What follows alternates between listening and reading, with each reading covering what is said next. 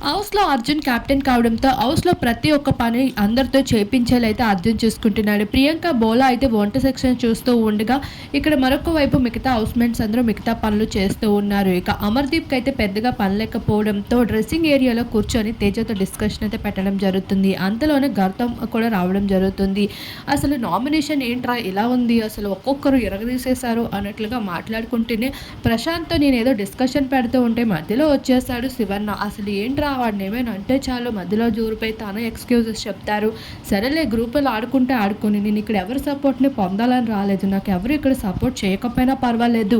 ఎవరి సపోర్ట్‌లు వాళ్ళు చేసుకొని అంటూ అమర్‌దీప్ అయితే తేజతో చాలా ఫీల్ అవుతూ అయితే మాట్లాడతారు. ఎప్పుడు శివన్న నా సైడ్ ఉండడు అనే విషయంపై అమర్ బాధపడుతున్నట్లు అయితే ఇక్కడ క్లియర్‌గా కనిపిస్తూ ఉంటుంది.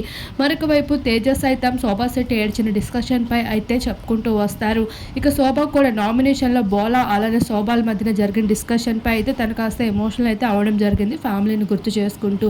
యావర్ సైతం తన ఫ్యామిలీ లెటర్‌ని చూసుకుంటూ బాధపడుతూ కనిపిస్తున్నాడు. ఇలా హౌస్‌మేట్స్ అందరూ చాలా ఎమోషనల్‌గా ఉన్నారు.